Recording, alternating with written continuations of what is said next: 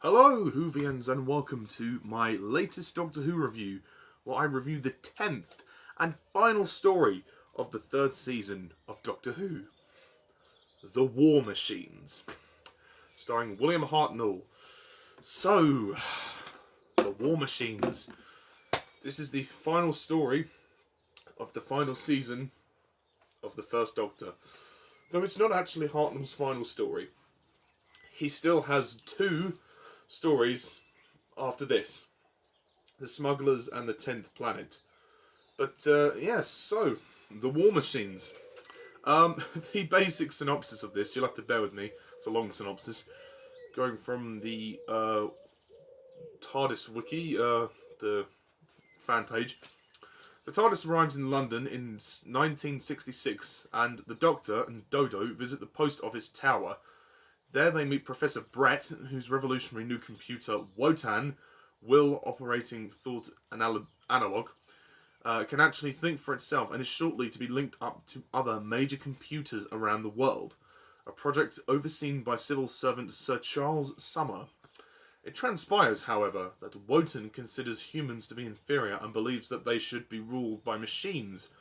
Exerting a hypnotic influence, it arranges the construction of the War Machines, heavily armed, self-contained mobile computers with which to take over the world.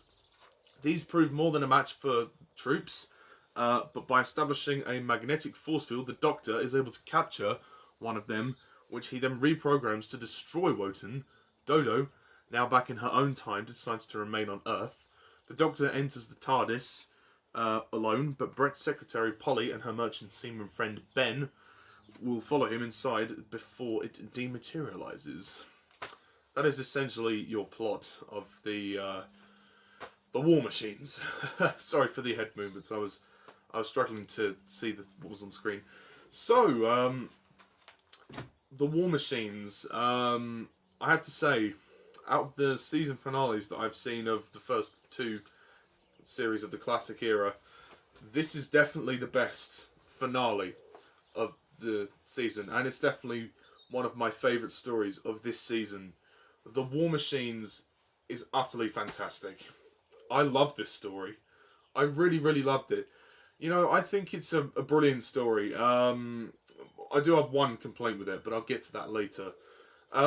This story is fantastic. It really is, and I think what I like about it is that it's trying to go in a more modern direction and in a more realistic direction, and the fact that the story centers around technology is really something to be trifled with. And because this is set in the 60s, you know, the dawn of computers wasn't really coming into fruition at this point, so it's nice that the Doctor Who team chose to go with a story like this to kind of show that, you know, that the Earth was trying to evolve technologically, and that, you know, the idea of machines taking over the world is nothing new, but the way it was expressed in this story I thought was brilliant. Really, really good. And it really is fantastic to see this machine come to life. I mean, these war machines look amazing. These Wotan big blocky war machines, they look so threatening and menacing. They are literally unstoppable. And they definitely cause a lot of carnage on the streets of London. And they're not easy to stop. They are not very easy to stop. And I really like the story. I think it's a great story, and I love the whole epicness of the story. The scope of it is brilliant. It is epic, and there's a lot of action in this story. So much tension as well. And the idea of hypnosis comes back to Doctor Who. They have used hypnosis before in a previous story with Barbara. I can't remember what story it was, but they did have Barbara hypnotized in one of the stories. Well, I guess The Edge of Destruction is another one. And so the idea of hypnosis is nothing new to Doctor Who, but it was done very well here. Regarding the cast, William Hartnell is once again great. He never gives a bad performance. He's always remained consistent throughout his era, and now that we're coming to near the end of his era, it's going to be sad to see him go. For me anyway, because I haven't seen his last two stories. Having watched most of his era, it's interesting how he's grown as a character, how he's really changed, and how a lot of people have come into his life, his companions, and a lot of them are leaving him now as well. He's good in this story. He's very good in this story. And I like how he interacts with the new characters, Ben and Polly, who are the new companions. Before I get to Ben and Polly, though, I would just like to make mention of one other thing.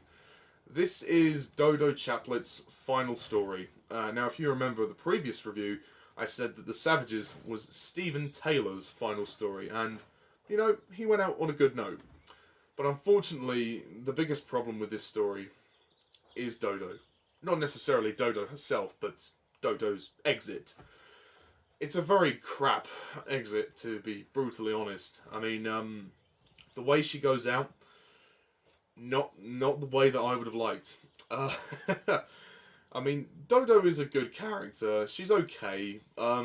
Jackie Lane tried her best, but really they didn't give her much of a character. The fact that they just carelessly wrote her out of the show, that's really sad. That's really sad. That's really poor. I feel bad for her, and I know that she's been very she's said her piece on that. Well, she hasn't really been, you know, giving much information about her time in Doctor Who. She's not been in the show very long. She joined in the massacre, so she's only been in like half of this season anyway. So I never really cared for Dodo very much. So it wasn't really a sad loss to see her go. But their explanation for what happens to her is that she decides to basically just go to the countryside. That's it. Yeah, it's very careless. They just wrote that in and like, yeah, she's gone. Because Jackie Lane's contract expired and they didn't bother to renew it, they thought, you know what, let's just get rid of her. You know, we've got the new companions, we don't need her anymore. It does feel a little bit careless, really. But, so she only appears in the first 2 parts of this story. She's only in half the story. To be honest, you may as well have had Dodo leave with Stephen in The Savages. That's what I would have preferred, personally. So that's a slight annoyance. So moving on from that, we have the new companions, who are Ben Jackson and Polly. Polly is a technician for Wotan. You know, she helps develop the Wotan war machines. She's a very nice character. She's a very lovely looking lady. She's very young. She's very sexy. She's a very charming personality as well, and I like her chemistry with Ben. I think they have a great, you know, chemistry. They have a great play off each other. And she's much more of a formal character. Ben is much more laid back. He's much more of a he's a Cockney, sort of a London guy. He's a Londoner. He's a jolly sailor, right? You know, he talks a bit like this. He's like, all right, doctor, all right, Dodo, see you tomorrow. How you doing, bruv? You know, like he kind of talks like that. So it's a very fresh take. You know, he's a very different sort of character. He's a bit more playful. So it's nice to have those two personalities come together. They're not necessarily an item in that, but although you would think that there's some kind of chemistry, you think that he was into her because they meet each other in a bar. Most of the first part of the story is them in the bar, which is quite interesting. And Dodo is with them for the majority, but Dodo is hypnotized, and then after she has the effects reversed, they just get rid of her. Polly does get hypnotized as well, but they manage to stop that. And from the beginning to the end, this story just moves. It moves. It moves. It's a much better paced story than The Savages, and for me, it's a much more interesting story. That is set during 1966, which at the time would have been more or less the present day. And I like the supporting cast; they're all very good too. The soldiers as well. There's like a nice sense of. I mean, it is called the War Machine, so there is a war at stake, which is great. And I said the design of the machines are brilliant. They are scary as hell. They are most threatening. There is the end of part 2 sees Ben cornered up against the wall with the machine coming towards him like, about to slash and kill him. It's really intense. This story is very intense. It's not really dark as such. It's just very intense. And there's a lot at stake here. But there is some light relief and humour, mostly from Ben, you know, and Ben and Polly. But yeah, also the supporting character of Sir Charles Summer. He's a very nice character. He's the one that's he's with the Doctor for most of the story. The Doctor and him are kind of plotting to find out how they're going to stop these machines, and they have some nice acting moments. I thought that was nice. I think that the end of the story is quite nice. It just so happens that Ben forgets to give the Doctor back his TARDIS key, and the spare TARDIS key anyway, and they open the doors and they end up stowing away on the TARDIS. And when it dematerializes, so obviously they will be with the Doctor for the foreseeable. But their contributions to this story are very good. So the story moves at a great pace. I like the villains are interesting. I mean, I like the voice of the Wotan computer. The voice was really sinister. I wish they would have used the voice a lot more. I think that would have enhanced the story a lot for me. But it was still great for what they had. And I think the people like Professor Brett and those people who are hypnotized when they recruit Dodo and they start recruiting Polly as well. Like they're really sinister. Like they play it very well when they're hypnotized. I think this is a very good story, and I like the fact that we're going back to London as well. We haven't been in London, I think, since the Feast of Stephen.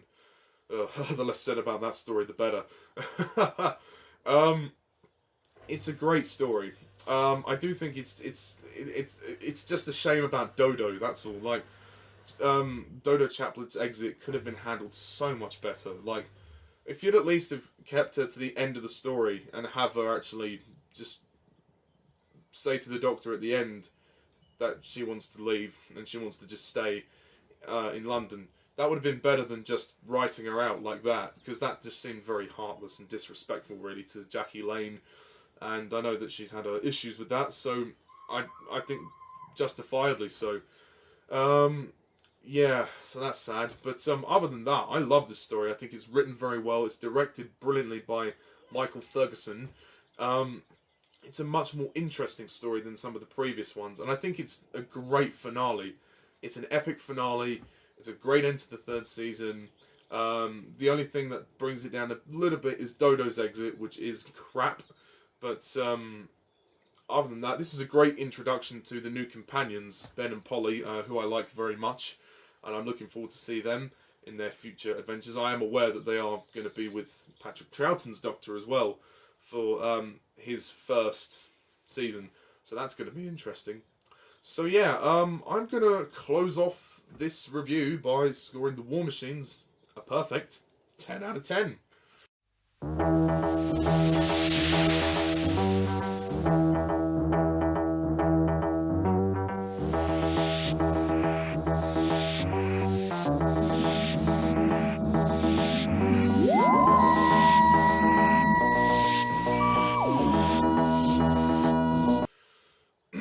Yeah, I was toying whether to give it a 9 because of my problems with Dodo's exit, but then I thought, you know what?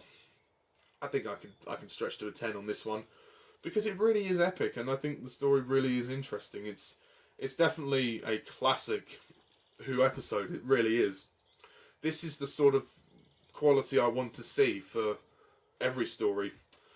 But yes, that's that, folks. That is season 3 done. 10 stories long.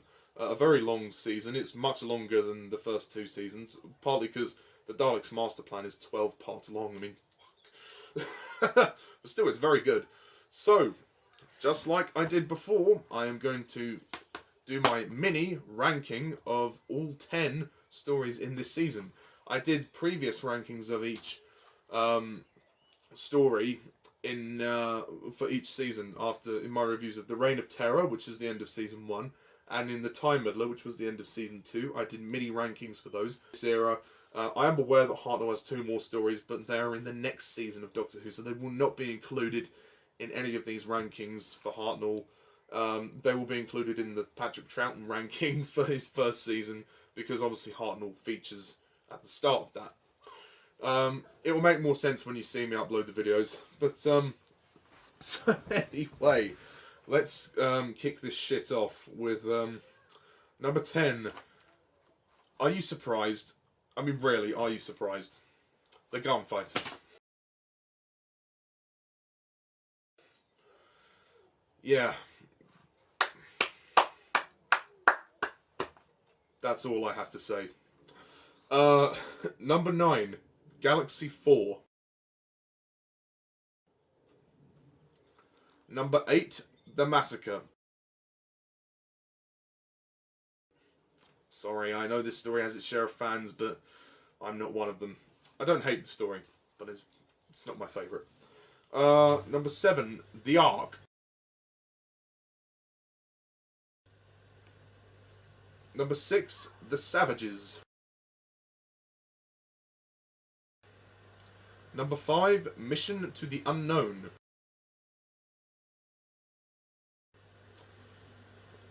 Number 4, The Mythmakers. Number 3, The Celestial Toymaker. Number 2, The War Machines. And number 1, The Daleks' Master Plan. So, that is that. Season 3. Overall, it has been a great season of Doctor Who. It's been a good one. I don't think it's my favourite season of Hartnell's. I do think it may be his weakest, because some of the writing just did go very downhill, and there's a lot of chopping and changing of companions. I mean, we begin with Stephen and Vicky. Vicky leaves very early in the series. Then we get Katerina and Sarah. They don't last very long. And then Stephen leaves, and then we get Dodo, and then Dodo leaves, and now we get Ben and Polly. There's just loads of companions in this season. So, yeah, this season is quite a mixed bag in terms of that. But there's a lot of good here as well. I think it's mostly all very good. There are a couple of stories that I couldn't care less for, particularly the Gunfighters. I mean, but overall I enjoyed it. It was a very interesting watch. So, yeah, that's that, folks. Stay tuned for my next review, which is going to be The Smugglers, which is the Series 4 opener, Season 4 opener for Doctor Who. Yeah, and Hartnell's penultimate story.